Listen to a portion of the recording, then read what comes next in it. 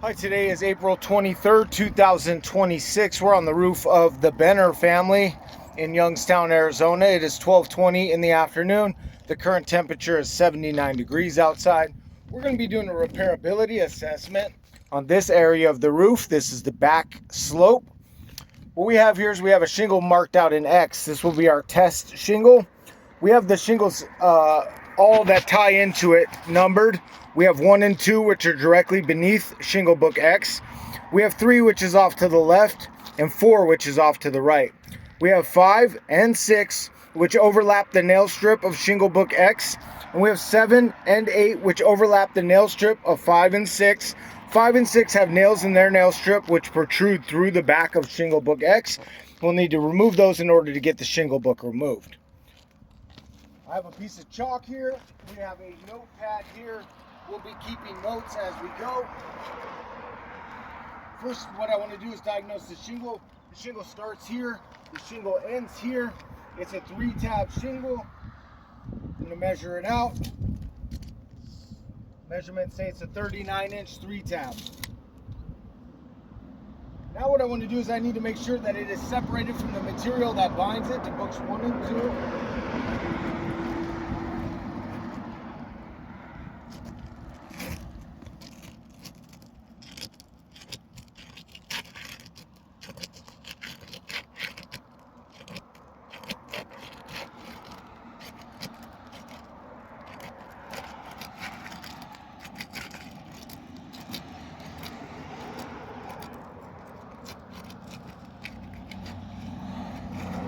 Go slow, we don't want to rip or tear anything.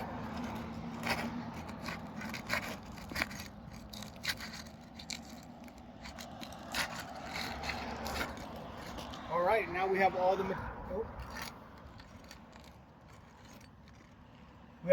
the books released from books 1 and 2. Now we need to do 5 and 6.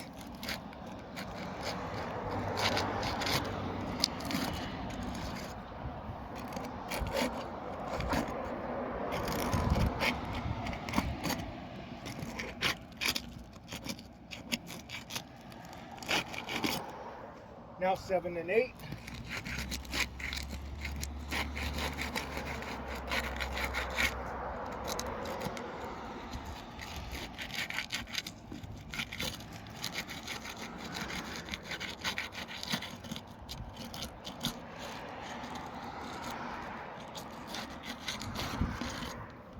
Now book 8.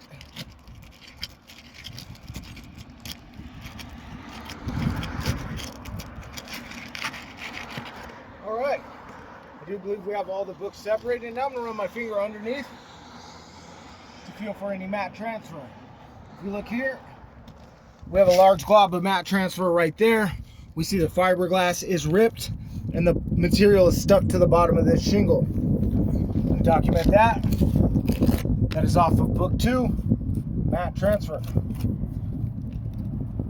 We see it all throughout the shingle. You see it here. Circle that, circle that.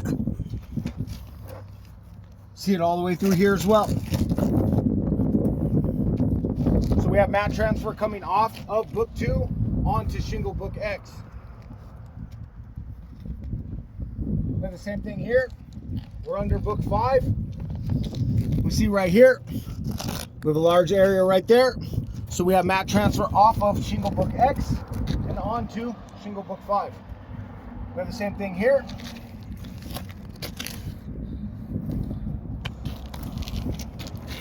Same thing here and here.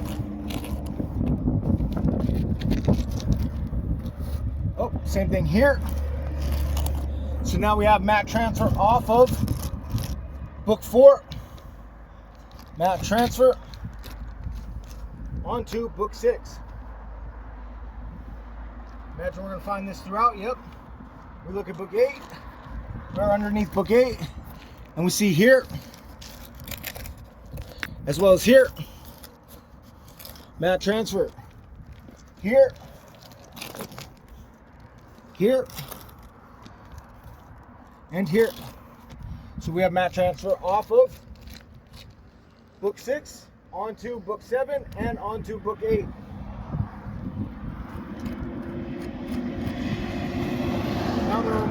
shingle from the decking.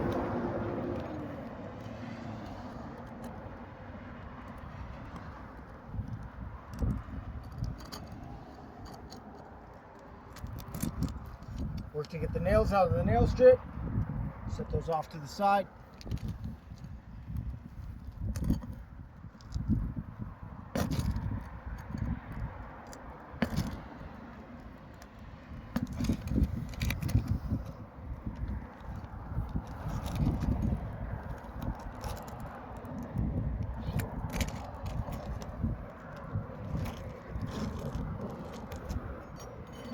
This glob of mat transfer right here, we see it, it's directly on top of this nail, which gives me a problem pulling the nail.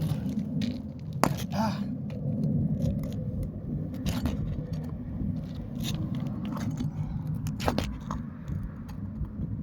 dig out that glob in order to grab the nail.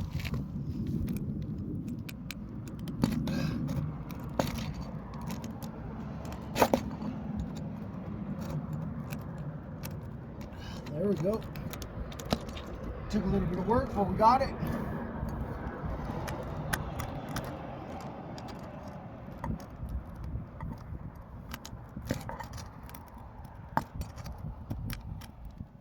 There we go. And we have one more right here. If we look closely, we can see that it has popped through the shingle and is on the underside. We'll go from underneath. I'll actually get that nail once I remove the shingle from out of the system.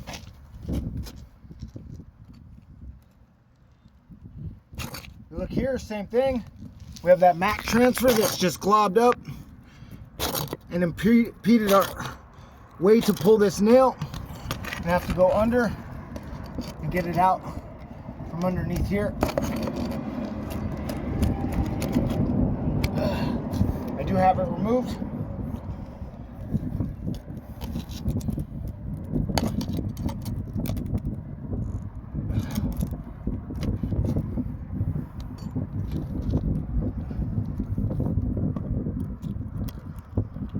Same thing here, we have the mat transfer right here where the nail is, and now my tool, my nail pull, is not able to get under here.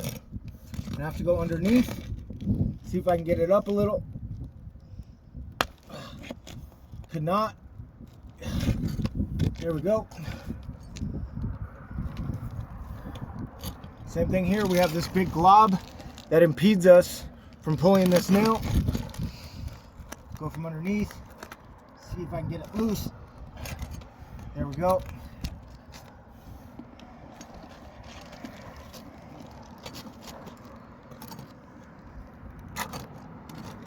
Same here.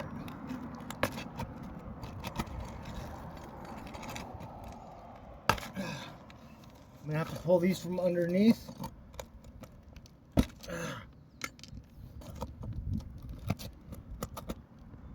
There we go. Boom, I do believe that we should be able to remove our shingle now, and we are. Now, we can take a closer look at what mat transfer really is. Let's look right here, closer up. We see all that fiberglass is just ripped off each shingle. We have this on every shingle. Shingle book 5, shingle book 8, shingle book 7, and shingle book 6 and 4. We can look closer down here at what it looks like on the shingle. We see this glob right here is completely stuck. This is just material transferred. Now I'm going to do an investigation of the underlayment, making sure that we have a surface that's available to take a new shingle in. There's no ripping or tearing. There's not. Now what I'm going to do is I'm going to take the same shingle book, I'm going to line it back up into place. I'm going to put it right back where it was. This is where the shingle book was previous. I'm going to take 1¼ inch per code roofing nails and the roofing snake The reason why we use the roofing snake is so we don't have to lift any of the above books more than necessary to get an appropriate nail strike. I'm going to reinsert the nails that we took out. So I have one here.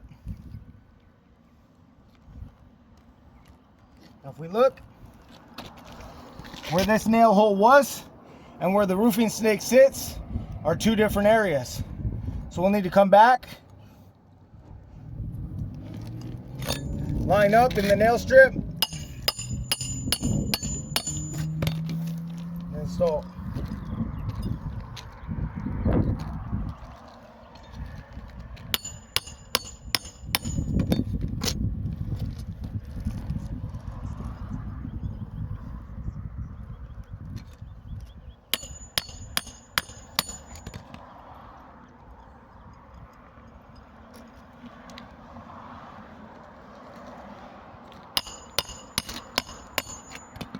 See a small indentation here from the roofing snake. That's a tool impact. Pretty common, not a big deal.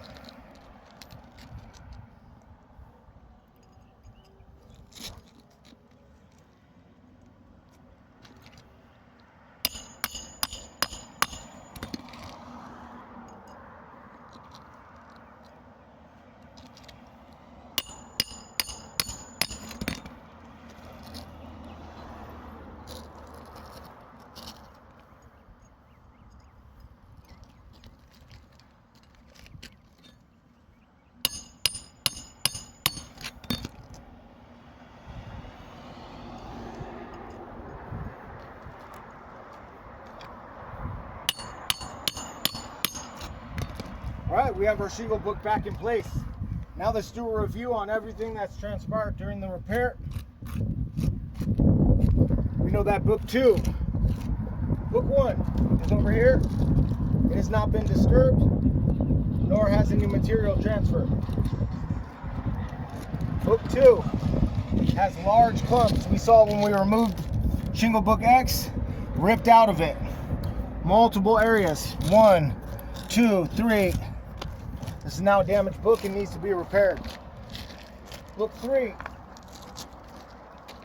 Book 3 does not have any material transfer from book 5.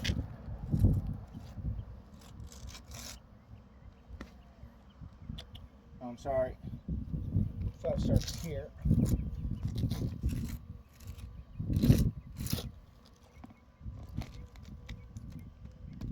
Book 4. Book 4 we know does have material transfer from book 6. We see the large areas here and here. Material transfer. This would need to be repaired as well. Book 6. We know that it has multiple areas of material on the bottom of it. It also has multiple areas of material ripped off of it. So this has matte transfer. I can also see what's starting to happen right here. We see a large crease through the shingle. So book 6 also has creasing. This is now a damaged shingle, needs to be repaired. Book 7. Book 7 just has tons of material all underneath it from off of book 5. It also has creasing right here, look. So this has material transfer and creasing, needs to be repaired. Book 8. Look at this. Right here, we start to see creasing, granule loss, has creasing, and matte transfer. My chalk is running out. It is now a damaged book and needs to be replaced.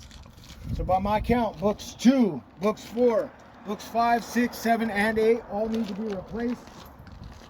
That leaves us with a ratio that's 6 out of 8 books are disturbed or damaged during the repair process. Because of this ratio, I do deem this roof irreparable.